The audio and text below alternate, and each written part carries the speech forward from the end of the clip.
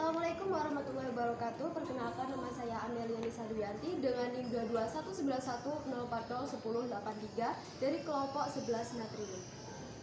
Assalamualaikum warahmatullahi wabarakatuh. Perkenalkan, nama saya Ruhil Soifah Maisaroh dengan NIM 221910401011.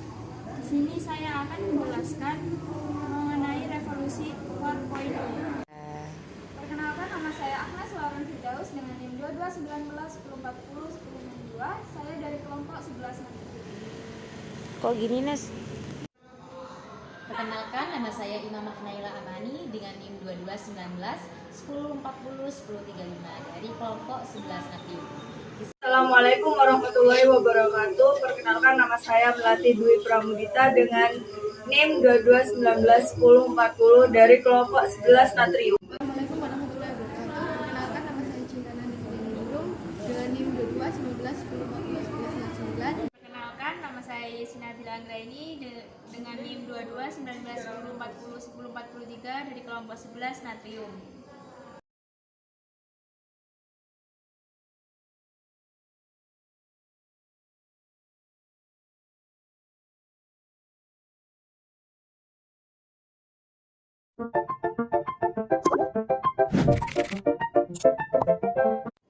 Dari berbagai sumber yang ada, revolusi industri 1.0 ini mampu mendongkrak perekonomian di berbagai negara, di mana selama 2 abad terjadinya revolusi ini ternyata meningkatkan rata-rata pendapatan per kapita sebesar 6 kali lipat di berbagai seluruh dunia. Untuk menghadapi dinamisnya masa perkembangan zaman, di sini kita perlu memahami dengan cara yang tepat apa itu revolusi industri. Jadi, di sini saya akan memaparkan tentang maksud dari revolusi industri. Di sini revolusi industri merupakan perubahan sistem sosial serta kebudayaan yang berjalan secara cepat dan juga berhubungan dengan perkenalan mesin uap dan ditenagai oleh tenaga mesin. Pada era tersebut, transportasi internasional yang digunakan adalah transportasi laut yang masih mengandalkan angin, di mana kita tahu angin dapat berlawanan arah atau pada saat itu juga tidak ada saat digunakan. Pergeseran dari tenaga manusia oleh mesin sebenarnya bukan lagi hal yang biasa oleh revolusi industri. Jadi revolusi industri diawali pada abad ke-18, di mana pada abad tersebut revolusi industri pertama kali muncul. Dengan adanya revolusi industri, segala proses produksi menjadi lebih mudah, cepat, dan juga efisien. Kita ambil contoh yaitu negara Inggris, di mana mesin uap pertama kali digunakan sebagai alat turun mekanis yang mampu meningkatkan produktivitas di sektor tekstil. Yang pada awalnya transportasi laut menggunakan tenaga angin, sekarang sudah mulai berubah sejak penemuan dari James Watt yaitu tenaga uap, di mana penemuan tersebut dinilai lebih efisien dan lebih mumpuni.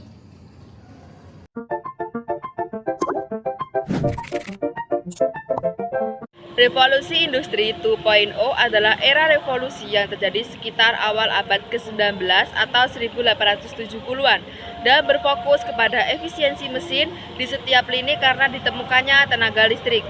Pada saat itu, adanya produksi mobil secara massal mengharuskan kendaraan tersebut dirakit dari awal hingga akhir yang menyebabkan proses tersebut tentu tidak cepat dan tidak mudah. Dengan adanya lini produksi pada tahun 1913-an, menyebabkan proses produksi yang ada berubah total secara keseluruhan. Proses perakitan mobil bisa dilakukan lebih efisien oleh orang lain di tempat yang berbeda. Prinsip ini bisa berkembang menjadi spesialisasi di mana satu orang hanya menangani satu proses perakitan. Dampak revolusi industri 2.0 adalah diproduksinya kendaraan perang seperti tank, pesawat, dan senjata tempur lainnya diproduksi secara besar-besaran ketika Perang Dunia Kedua.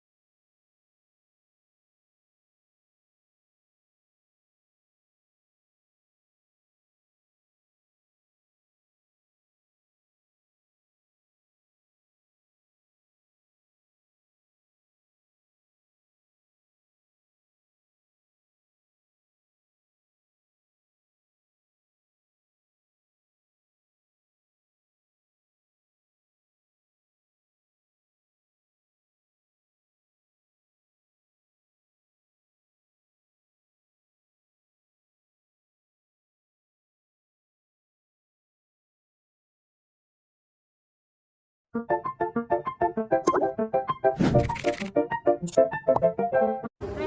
Industri 4.0.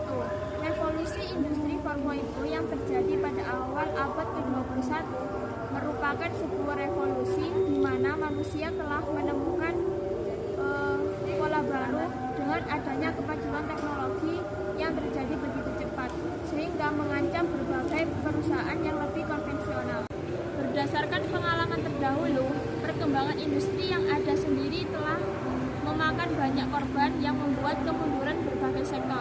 Menurut kanselir Jerman yaitu Angela Merkel pada tahun 2014 yang menyatakan arti dari revolusi industri 4.0 sebagai sebuah transformasi komprehensif dari segala aspek produksi yang terjadi di dunia industri melalui penggabungan antara teknologi digital serta internet dengan industri konvensional.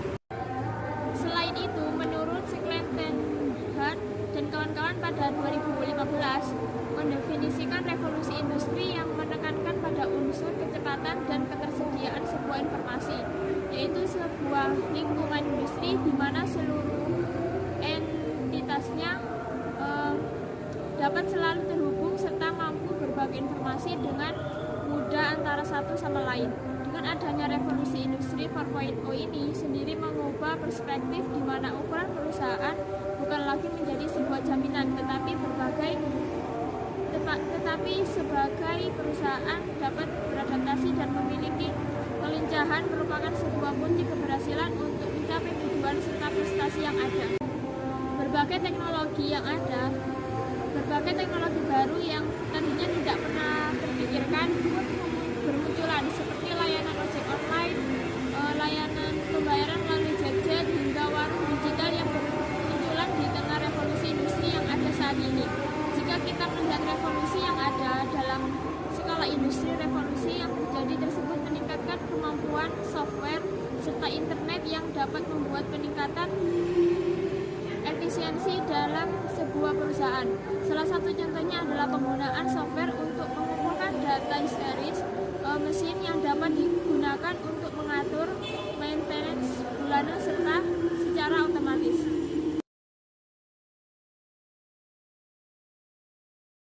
Baik, untuk selanjutnya, data yang ada tersebut nantinya akan diproses dan diolah untuk menghasilkan sebuah keputusan logis melalui algoritma yang ada. Selain itu, di Indonesia sendiri seperti yang diutarakan oleh Kementerian Perindustrian mengenai Makin Indonesia 4.0, semakin salah satu strategi Indonesia dalam mengimplementasikan serta memasuki revolusi industri 4.0. Tujuan ini dapat kita lihat melalui adanya kemunculan aplikasi Uber yang mengancam berbagai layanan jasa taksi konvensional maupun airport yang membuat banyak perusahaan di bidang industri pariwisata harus beradaptasi. Pada era ini juga ditunjukkan bahwa perusahaan yang ada tidak lagi bersaing atau fokus terhadap jumlah atau hasil produksi yang dibuat, namun persaingan ditunjukkan ke bagaimana setiap perusahaan yang mampu memberikan inovasi serta pelayanan yang maksimal serta ketepatan sebuah perusahaan dalam mengembangkan sebuah ide. Terdapat 5 sektor industri yang akan difokuskan oleh pemerintah yang terdiri dari kimia, elektronik, garment, otomotif, juga FMCG. Berdasarkan survei yang dilakukan oleh World Economic Forum dapat diketahui bahwa setidaknya ada 4 teknologi yang mendominasi pada era ini di tahun 2018 hingga 2022 yang terdiri dari high-speed mobil internet, AL atau artificial intelligence, cloud technology, serta big data analytics. Revolusi industri keempat atau yang juga sering disingkat dengan RE 4.0 merupakan puncak dari revolusi industri yang dimana terlahirnya teknologi digital yang berdampak masif terhadap hidup manusia di seluruh dunia.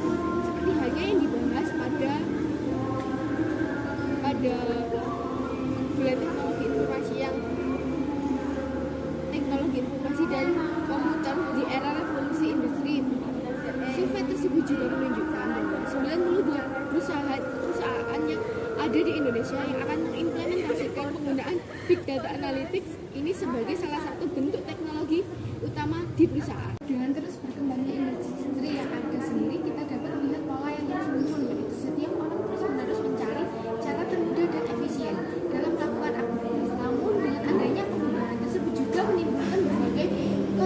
revolusi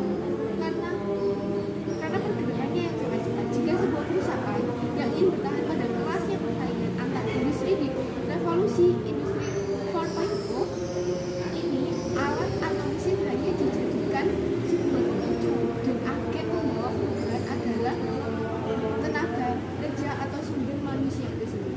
Pada era ini, setiap orang dituntut untuk memahami teknologi serta menggunakannya dan mengimplementasikan ke kehidupan sehari-hari agar dapat bersaing dengan segala otomasi yang ada di era ini.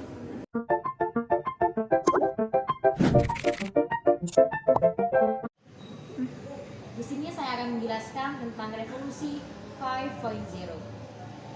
Hingga saat ini, sudah melihat adanya revolusi industri dari 1.0 yang ditandai dengan pembangkitan mesin, 2. Revolusi 2.0 yang ditandai dengan pembangkitan transportasi atau otomasi, 3.0 yang ditandai dengan adanya era pembangkitan komputer, dan 4.0 yang ditandai dengan adanya era pembangkitan internet. Kemungkinan besar oleh negara Jepang, 5.0 ini akan ditandai dengan sebagai atau era pembangkitan Zaidi, di mana lebih fokus terhadap SDM, sumber daya manusianya, atau pendaya gunaan antara manusia, data, dan teknologinya. Revolusi 5.0 ini lebih terfokuskan kepada kesejahteraan masyarakat. Salah satu contohnya di Indonesia ialah pengusahaan ojek online, di mana ojek online ini sangat benefit buat seluruh masyarakat Indonesia dan juga sudah memanfaatkan teknologi dan lebih ke kesejahteraan masyarakat.